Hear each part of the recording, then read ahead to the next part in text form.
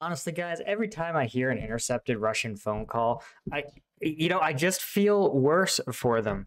And frankly, it almost impresses me that Russia is still using some of these clowns to actually fight a war. It makes me wonder if, maybe you don't need to be that smart or well trained or, in this case, even sober to conduct combat operations. Though to conduct them well is probably a different animal. Let's get into it. As always, my link is down below. Definitely want to check out Insight from Ukraine and Russia. He's a great dude, and he drops these intercepts, translates them into English, and as always, links in the description. And let's give this man a like. Where Okay. Putin said that most Russian soldiers who died on the front would have died from drinking, if not the war. It's because most of them are constantly drunk. Right now, you'll hear an intercept. Okay, he's sort of like either, at least based on the translation of the manual he's describing, it's actually from a previous video where they advise that something like most combat injuries in the Russian military are not from enemy fire. They're actually from poor safety choices by the troops. And those are disease, but also accidents related to drinking make up one of the leading categories. So, he's broadly correct, but the specific articulation is not quite right. In which Russian soldier is trying I'd be curious if Russia somehow, I don't think they accurately report their data. There's too many yes men. Their command just isn't conducive to accurate data reporting. The more I learn about their culture and the more we see it in action, the more I realize that, I thought the U.S. military's bureaucracy was full of like yes men and brown nosers and people who would paint an ever rosier picture the higher information went up the chain. Instead, I realized that the U.S. military are like comedians. They're just brutally honest compared to the Russians. The Russians just lie through their teeth to their commanders. There's no other explanation.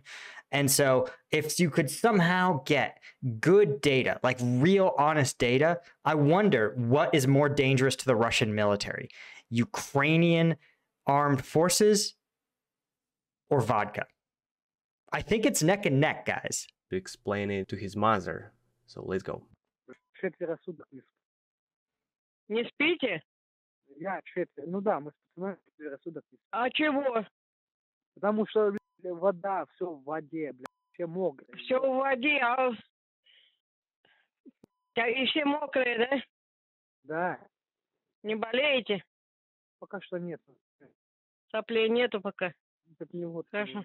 Okay, wait. All right, I want to just take a sec, and we have to talk about. Let me play this out, and then I'll talk about it for a sec. Ай? Пока водку пьем нормально. Водку пьете? Да.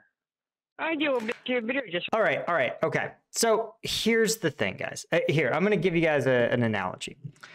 We had some really big storms where I live recently, and I have chickens that just sort of free range around my backyard. They're great. And chickens they're dumb in some ways, but they actually have pretty strong survival instincts. Like the things that chickens need to do, like find food and avoid predators, they're actually pretty good. But when this storm came out of nowhere and just started dumping rain, their little chicken brains, they know where shelter is. They go there every night on autopilot, and they know it's dry. And when the rain sort of comes in gradually, they know to sort of work their way back to the shelter next to their coop. But when the rain came down really hard, their stupid little chicken brains panicked. And instead of getting to the dry place, the place that they know is dry, they just huddled up against a fence and froze. And this is the thing, what can happen to anyone, any living thing, actually. And it's called learned helplessness. And it's the idea that at some point your brain believes that it can't do anything about its circumstances, that this is what it is, we can't change it, right? Like at some point, their tiny chicken brains believed sincerely that there was nothing they could do to avoid being wet. And so they just stood there, gathered up, just getting soaked. And I say this because human beings are prone to that too, are prone to learn helplessness behavior, where at some point they get so beaten down that they can't even take the steps to protect themselves. Listen, yeah, it's wet. And and we've seen Ukrainian soldiers too are also wet and muddy. But there is a lot you can do as a soldier to keep yourself dry. But you need to have leadership, sure. And you need to coordinate with the other soldiers, sure, to do things like create a roof over your fighting position. It's very possible with debris. You can, there's lots of ways you can mitigate it. You can use pallets and planks to create a dry surface that sits above the mud. There's many, many ways you can do to, if not dry yourself, then mitigate it. Even just building a small dry area where you have run a little fire that can dry uniforms is huge, just to be able to dry your socks and dry your fatigues. All of these things are actions they could take. And when you are untrained, so you don't know what to do, right? And you're already sort of hopeless and despondent, then you don't have the momentum to do anything, to even try to find a way to solve it. And you add to that you're taking a powerful depressant like alcohol, right? Alcohol, we know, depresses the central nervous system, and chronic use like this oftentimes is tied to depression. There's not a lot of happy-go-lucky people who are alcoholics, right? Some of them may be more energized when they're drunk, but most alcoholics, sort of by definition, are unhappy and are unable to function. So I say this, I think this idea that simply they've resorted to sitting there, not sleeping for days, drinking vodka, which in and of itself, guys, alcohol also interrupts you stops you from getting restful sleep. And you just sit there and drink. And it's you have already defeated yourself, like truly, as a soldier. Какая разница, где он умирает? Ну что, совсем, блядь, По-другому нельзя никак здесь. воюете, блядь. You hear him, right? There's no way to live differently here. Like, this is learned helplessness. We've seen that Ukrainian forces, we've seen other Russian units.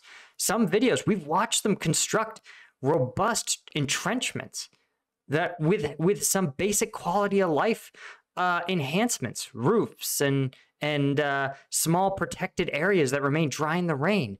It's possible, but literally you can see their brains have become so despondent, so hopeless. They feel like they are powerless in their situation, that they feel that there is no way to live differently. They literally are my chickens, sitting there in the rain, doing nothing to help themselves. And for the record, if you're worried about them, I went out and they looked at me like they were totally confused, and then they ran away from me, and so I shooed them into their coop. And once they saw the coop, they were like, oh yeah, right, this is the dry place. And I'm like, yeah, I know. Go inside of it. Get dry. I'm like, oh yeah. Тебя сюда. And that's true of people too, right? This is literally the whole reason that talk therapy exists. It's because people themselves get myopia and they get learned helplessness. And sometimes they just need somebody, right? A friend, a family member, sometimes a trained professional, to come in and sit there and say, listen, guys, there's ways you can solve this problem. Do you think that maybe instead of drinking, you could build a shelter? This is also what leadership, what a non-commissioned officer would do in the military, right? But again, we'll talk about where everyone is. Вы просто не были. You can see his mom. Even his mom is like, are you serious? You're drinking? You're in combat, man. You know it's bad when your mom is the one who's enforcing discipline in your unit. Вот вы дома сидите и говорите вот так, что у нас не только ты одна такая. You don't know. You just sit at home and judge. Are you drunk right now? Like, Jesus, man. там пацаны тоже домой звонят. Ну так не пить, блин. Ты хоть выпил, ты тебе... How could we not drink? Like, you see what I mean? It's literally this person believes to their core that there is no other way to do this but to drink and suffer and just wait to die. I mean, it sounds horrible. It's a horrible way to live your life, but it's also bad when it's like your own mom has to call and be like, listen, you idiot. Like, think, man. Think. You're not this stupid. Попроще становится. Ну, не представляете, какая здесь ситуация. Вообще просто не представляете. Я вот стою, поле, это поле, и просто лесополоса. Понял? Said there's a field around me and also a windbreak. And yeah, I'm here to tell you, I've camped in those conditions. If you look deep into my MHGR channel, you can see my old camping videos. And yeah, I've been out there, and I actually used Russian-issued military gear to construct shelters. It's doable. It's extremely doable. And yeah, literally you can get tarps. I mean, we'll talk about this in a sec.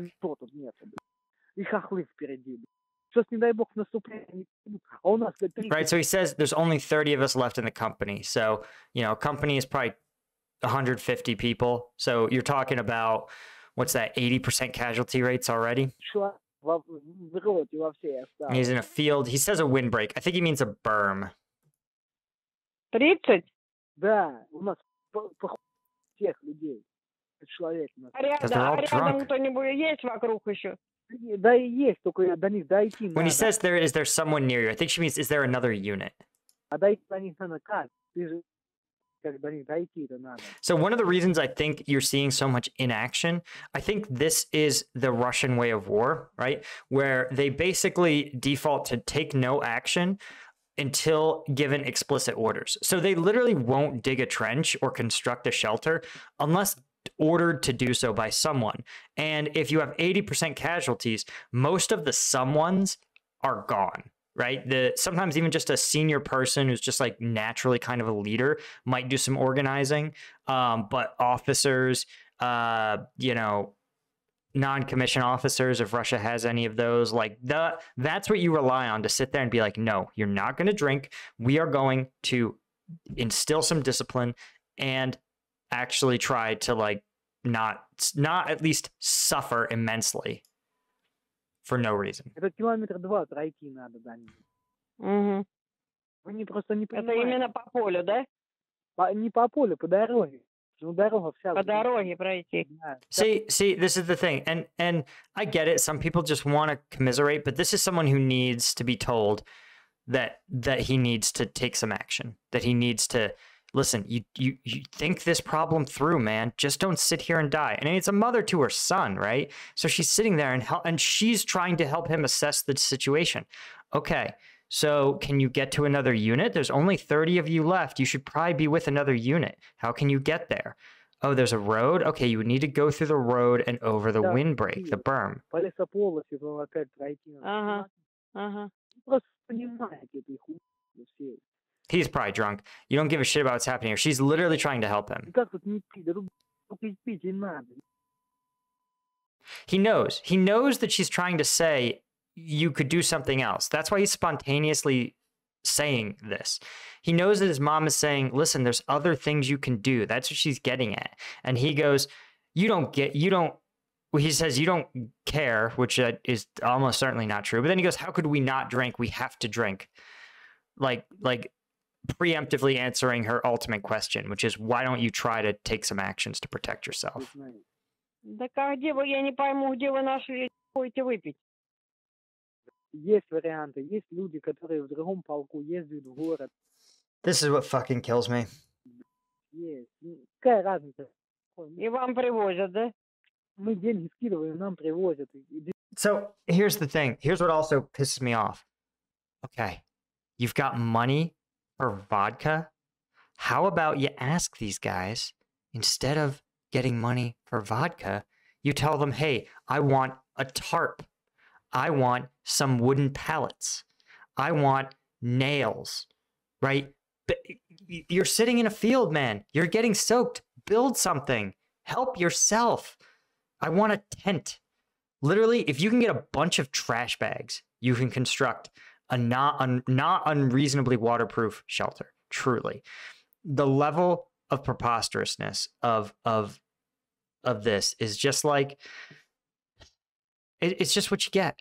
It's what you get when you have these like when you recruit a bunch of drunks and then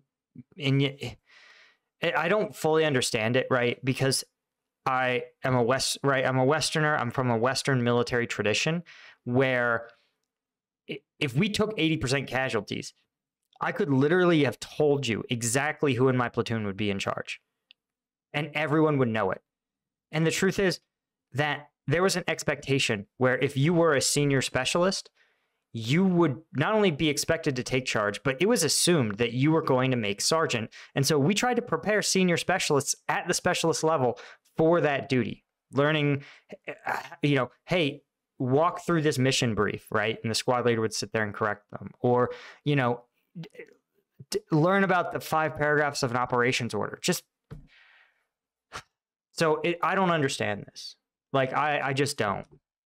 This level of like defeat and hopelessness in the literal face of the enemy. Вы наденьте на жрачку, на сигареты, а на водку. Yeah, she's getting worked up with his bullshit. Жрачку. Я ж не один такой-то. Мы все скидываем. Очень дорого. Здесь сигарет самая дешевая, как корона. Corona, 300 rubles. Mm. Okay, wait, let's take a look. 300 rubles, let's see. Russian conscript pay per month. What do they get in a month? Once mobilized, employment contracts are suspended and conscripts are receiving the same pay as professional soldiers participating in the war in Ukraine. 100,000 rubles a month. 3 times the Russian average salary. But conscripts may earn, so this is 2016. Well, let's not even look at 2016. They receive a stipend of about 2,000 rubles compared to the 62,000 of a regular contract soldier. So even if it's 2,000 rubles a month, you're still talking about just like enough money that, yeah, you can't buy more than a few packs of cigarettes, but like, you're a soldier, man. Have some discipline. I don't know. Mm. Здесь очень все дорого. Не все просто. Это ж не на гражданке, не на... Yeah, I don't buy this. This is bullshit too. We used to buy shit on the market all the time. We could get paint. We could get spray paint. My brother in Erbil would get like Wi-Fi pucks. Like, you just got to know fixers. And these guys obviously have a relationship, an existing relationship with fixers. They just don't use them for what a fixer should be used for, which is getting local shit that you can't get otherwise. I mean, we had contracts. We bought gravel on the open market to literally do exactly what this dude's complaining about. He's complaining that it's so wet. You can buy gravel. We bought truckloads of it. And we dumped it on our fob. And the next time it rained, we didn't get wet because there was a layer of rock, right, that the water drained into the ground. It was a game changer for us. And that's the kind of thing that it's like, we were a company, just like his company. And this is why I don't understand it. Like, yeah, there's some things like we had a contract for a generator, sure. But guess what? If we were really getting our asses kicked, we'd pass the hat around and we'd gin up the money and we'd get a fucking generator. Like, truly. Because it doesn't matter how much money you get if you don't go home. And if you want to make sure you're killed in a war, this is what you do. You don't build a fortification. You just sit and you drink until you get sick and die. Да, попал ты не туда, короче. Туда, меня призвали, я и пошел. Нет, тебя не призвали, ты ж там... You told me yourself you're one man short and you went voluntarily Ты into the говорил, что infantry. ты не хватало человека, вот ты и рванул у пехоту. Меня все равно призвали. Thank you so much for your attention and support. Please subscribe to my channel if you're not subscribed yet, because I've noticed that only 23% of my viewers are subscribers. Also, please smash the like button and write Yeah, you know, we took care of that like button, but do check them out. I always link in the description. But I hope you guys see, man, that when I talk about the difference between a conscript and a soldier, this is the sort of shit that I'm talking about. That's why these guys, I think it's like immoral that they're even fighting this war. They're clearly untrained. They clearly aren't in any position to do this. They are so clueless. They've just given up trying. Anyway, guys, if you are fans of, well, combat videos, especially the viral combat videos that YouTube definitely won't let me show you, you want to become a member of the Patreon. Link is in the description. Thanks so much to my Lieutenant tier patrons. You guys truly are the ones who let me do this every day. I'll see you all in the next one.